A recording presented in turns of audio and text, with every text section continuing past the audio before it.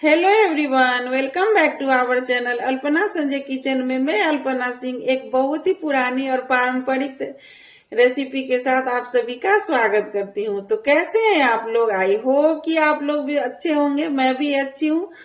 तो आज मैं आप लोग के साथ शेयर करने जा रही हूँ भथुआ यानी कि कुमड़ा, कहीं कहीं इन्हें पेठा भी बोलते हैं, उनकी बड़ी। गाइस, ये बनाना बहुत आसान नहीं है, इनमें मेहनत बहुत लगते हैं और इनको तैयार होने में 8 से 9 दिन भी लग जाते हैं। लेकिन हाँ, कहते हैं ना, जो सब्र का फल और मेहनत का फल बहुत मीठा होता है, वही इनमें है। एक बार जब ये बन जाएंगे ना तो ये बहुत ही टेस्टी बनने में लगता है। चाहे इसे अभी कभी बना के सुखा के भी खा सकते हो, इनकी सब्जी बना के, और नहीं तो जब बारिश के दिनों में जब सब्जी हरी कम मिलती है उस टाइम में आप बनाओगे तो ये थोड़े दिन बन के सूख के जम जाते हैं, तो ये और ही टेस्टी बनते हैं। तो प्लीज आप लोग एक बार ट्राई जरूर करना और हमें कमेंट करके जरूर बताना कि आपके कैसे बने हैं। गाइज, आप लोग तो बड़े बड़े यूट्यूबर को बहुत सपोर्ट करते हैं और करना भी चाहिए, मैं ये नहीं कहती हूँ नहीं कीजिए, क्योंकि उन लोगों का भी उनमें बहुत मेहनत छिपी हुई होती है। तो हम छोटे यूट्यूबर को भी थोड़ा थोड़ा आप लोग सपोर्ट कीजिए और करते भी हैं। थोड़ा सा और कर दोगे तो मैं भी थोड़ा धीरे धीरे आगे बढ़ जाऊंगी, क्योंकि मेरी भी मेहनत बहुत होती है वीडियो बनाने में। तो चलिए चलते हैं कोहड़ा का बड़ी बनाना।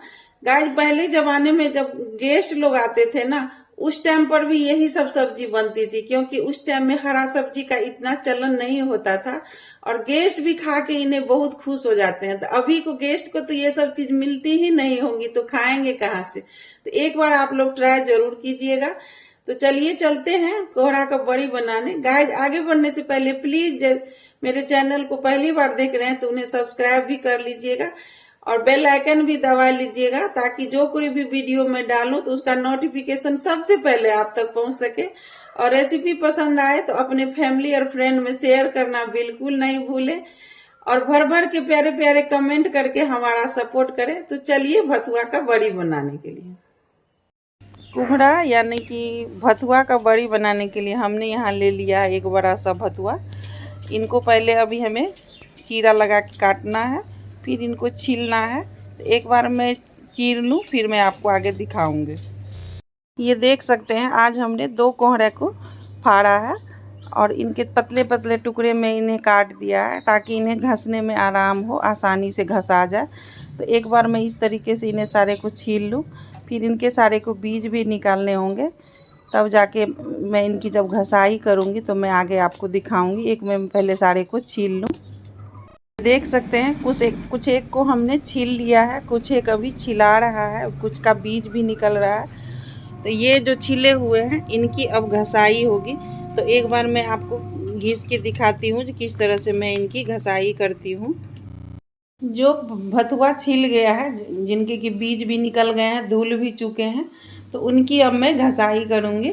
तो घिसने के लिए हमने एक बड़ा सा गमला ले लिया है वहाँ, और एक कद्दूकस ले लिया है। गाइस, ये मोटा वाला कद्दूकस है, जिन पर कि आप मूली घसे थे वो वाला कद्दूकस नहीं है, क्योंकि इसमें पानी अधिक होते हैं। पतले वाले से घिसेंगे तो पानी पानी हो जाएंगे। तो ये मोटा वाला हम लोग खास भथुआ घसने के लिए ही अलग से खरीद के रखते हैं।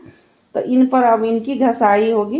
तो एक छोटा सा टुकड़ा उठाना है और उनको इस तरीके से, जैसे कि मूली हमने आपको पिछले ब्लॉग में घिस के दिखाया था, उसी तरीके से इन्हें घिस के दिखाना होगा, घिसना होगा। एक बार ये सारे घिस जाएंगे तो इनके सारे एक्स्ट्रा पानी जो है इन्हें निचोड़ के फिर इनमें उड़द के बेसन डाल के हमें इनकी बड़ियाँ बनानी होगी। गाइज, ये बड़ियाँ आप लोग प्लीज़ एक बार ट्राई ज़रूर करना, ये बहुत ही टेस्टी बनता है। खास करके जब बरसात के दिनों में हरी सब्जी कम मिलती है, उस टाइम में ये सब चीज़ यूज होता है, जो कि बहुत ही टेस्टी होता है। तो एक बार मैं घिसाई कर लूँ फिर मैं आपको आगे दिखाती हूँ। इस तरीके से हमें एक एक करके सारे अपना भथुआ को घिस लेना है। आधा से अधिक हमारा भथुआ घिस चुका है, तो इसे अब हमें निकाल के एक नेट वाले बर्तन में रख देना है, ताकि इसका जो एक्स्ट्रा पानी है वो निकल जाए। तो एक बार मैं इन्हें पलट लूँ फिर मैं आपको आगे दिखाती हूँ। जो हमारे घिस चुके हैं तो इसे हम नेट वाले बर्तन में एक बार निकाल लेते हैं, ताकि इसका जो एक्स्ट्रा पानी है वो निकल जाए। वैसे हमें हाथ से भी इन्हें निचोड़ना है, कोई पुराने कपड़े, सूती कपड़े पर डाल के इनकी सारी पानी को हमें निचोड़ लेना है, नहीं तो फिर इनमें बेसन काम नहीं करेंगे, पानी पानी रहेंगे। तो एक बार मैं इन सबको पलट लूँ, फिर मैं आपको आगे दिखाऊंगी। इसको हमने घस के पानी निचोड़ने के लिए रख दिया है। दूसरी बैच को हम घस रहे हैं। तो एक बार जब तक हमारा सब घस जाएगा तो फिर मैं पूरी तरीके से आपको दिखाऊंगी। एक बार मैं घिस लूँ। आप देख सकते हैं हमने सारे कोहरा का जो टुकड़ा था सबको एक एक करके घिस लिया है। इधर कुछ को हमने नेट वाले पर पानी भी निचोड़ने के लिए रख दिया है। इधर हमने कॉटन कपड़ा ले लिया है, उससे हमें जितना भी पानी निकल सके हमें इनको निकाल लेना है। गाय जिनमें जितना भी एक्स्ट्रा पानी है निकल जाएंगे ना, उतने अच्छे आपके बड़ी तैयार होंगे। गाड़ी तो एक बार मैं इस सब का पानी निचोड़ लूँ, फिर मैं आपको आगे दिखाती हूँ। इस तरीके से हमें सूती कपड़ा से पानी को निचोड़ लेने हैं। तो एक बार मैं निकाल लूँ। हमारा जितना घिसा हुआ भतुआ था सबका पानी भी निचोड़ लिए हैं हमने। इधर हमने ले लिया है एक गमले में 1 किलो के करीब उड़द के बेसन। गाइस उड़द हमने साबुत मंगा लिया था। इन्हें धो के 4 से 5 दिन धूप में अच्छी तरह से सुखा के फिर इनका पाउडर हमने बनाया है। तो वही बेसन है। तो इनको अभी हमें पानी डाल के, जैसे कढ़ी बड़ी के लिए आप बड़ी फेंटते हैं ना, उस तरीके से हमें इन्हें फेंट लेना है। इतना फेंटना है जो कि पानी में डालें तो ये तैरने लगे, तब जाके घिसा हुआ भतुआ में इनको मिक्स करके हमें बड़ी बनाना है। तो एक बार मैं इन्हें फेंट लूँ, फिर मैं आपको आगे दिखाती हूँ। ये देख सकते हैं हमने पानी डाल के इसको इस तरह से खूब अच्छे से फेंट लिया है। ये हाथ में भी खूब हल्का हो गया है, पता चल जा रहा है ये अच्छे से फिट चुका है। और ये फैल के भी कितना सारा हो गया है। तो अब इन्हें छोटा सा उठाना है और इस तरह से एक गिलास के पानी के अंदर हमें इन्हें डालना है। देखिए ये पानी में तैरने लग गया है। जब इस तरीके से आपका ये बेसन तैरने लग जाए तब आप समझ लेना जो आपका बड़ी का बेसन तैयार है। तो अब मैं इनको मिला देती हूँ भतुआ में, तब मैं आपको दिखाऊंगी। अब हमने आधे को 2 भाग में कर लिया है सारा घिसा हुआ भतुआ को। आधे को आधा बेसन डाल के उस में मिला दिया है, आधा इधर है। इन्हें भी हमें अच्छी तरह से भतुआ में फेंटना है बेसन को। ये इतना देर तक फेंटना है जब तक कि ये फिर से एक बार पानी में तैरने नहीं लगे। तो एक बार मैं फेंट लेती हूँ, फिर मैं दिखाऊंगी आपको आगे। ये देख सकते हैं हमने बेसन जो मेरा फेंटा हुआ था उसी में सारा घिसा हुआ बथुआ भी डाल के हमने अच्छे से फेंट लिया है। गाइस आपको हाथ में ही पता चल जाएगा, ये हल्का लगता है जो ये पूरी तरह से मिल चुका है। फिर भी मैं आपको एक बार पानी में डाल के दिखाती हूँ। ये रहा गिलास में पानी, इसमें से थोड़ा सा उठा के इस तरह से डालना है। देखिए ये पानी के ऊपर तैरने लग गया। इसका मतलब है जो आपका बड़ी अच्छा सा हल्का सा बन के तैयार होगा। आप चाहे तो इनमें इनके अंदर अदरक भी घिस के या हल्के हल्के मसाले भी घिस के डाल सकते हैं। मैंने नहीं डाला है। जब सब्जी बनेगी तो उसी समय मैं इकट्ठे ही मसाला डाल के तैयार करूँगी। तो अब बारी आती है इनको बनाने की। तो अब मैं पहले छत पे लेके जा रही हूँ, फिर मैं बनाऊँगी तो आपको दिखाऊँगी। देख सकते हैं हमने छत पर अपना ये बैटर को लेके आ गया है और इनके नीचे हमने एक तख्ते का टुकड़ा, लकड़ी का जो तख्ता होता है वो रख दिया। उसके ऊपर से हमने ये कपड़ा डाल दिया है पुराना सा, और इस पर इसी तरीके से गोल गोल करके हमें बड़ी सबको डाल देना है। आप चाहो तो इन्हें टोकरी के पेंदी पर भी बना सकते हैं, लेकिन उस पर थोड़े थोड़े अटते हैं, इसीलिए मैंने एक बड़ा सा ही ले लिया है। एक बार इनको बनने में 6 से 7 दिन लग जाते हैं। एक बार ये पूरी तरीके से तैयार हो जाएगा पूरी तरीके से, तब मैं आपको आगे दिखाऊंगी।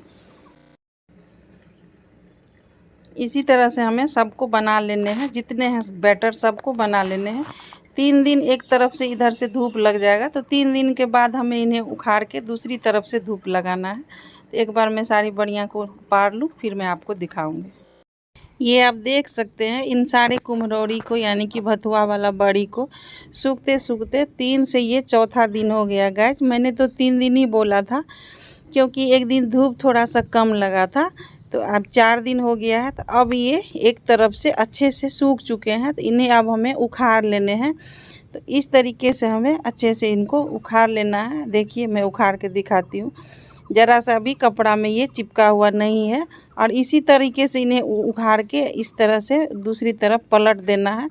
गाइस इस तरह से पलट के भी हमें 3 से 4 दिन तक और सुखाना है, तब जाके ये हमारा बड़ी भथुआ का बन के पूरी तरह से तैयार होगा। तो इस तरीके से हमें सबको उखाड़ लेना है। उखाड़ के पलट के सुखाने से भी हमें 3 से 4 दिन हो गया है। अब ये भथुआ का बड़ी हमारा पूरी तरह से सूख गया है। मैं पास से भी दिखाती हूँ आपको। इतने सारे बड़ियाँ हैं हमारे, जो कि पूरी तरह से हमने इनको अच्छी तरह से सुखा लिया है। तो आज भर मैं इनको धूप में लगने देती हूँ। ये पूरी तरह से ये तैयार हो चुका है। आपको मैं आवाज़ भी सुनाती हूँ, देखिए ये कितना खन खन बज रहा है। तो शाम में मैं इनको अब समेट लूँगी, तो फिर मैं आपको आगे दिखाऊँगी। ये देख सकते हैं गाइस, मैंने आपको सुबह में दिखाया था, आज शाम में मैं इनको समेट लूँगी। तो हमारा भथुआ का बड़ी पूरी तरह से बन के तैयार है। और कितना ये सफ़ेद सफ़ेद बिल्कुल वाइट रसगुल्ला की तरह दिख रहा है। गाइस ये जितना देखने में टेस्टी लगता है, खाने में ये और ही ज़्यादा टेस्टी लगता है। और ख़ास करके जब बरसात के सीज़न में ये थोड़े और खट्टे हो जाते हैं, क्योंकि ये उड़द के दाल के बेसन में बने हुए होते हैं, तो ये ज़्यादा ही टेस्टी लगता है। और इनमें सबसे ख़ास चीज़ ये है कि इनको जब बनाओ आप, तो इनको पछुआ हवा की ज़रूरत होती है। पछुआ हवा रहेगा तो ये सफ़ेद सफ़ेद बनेंगे।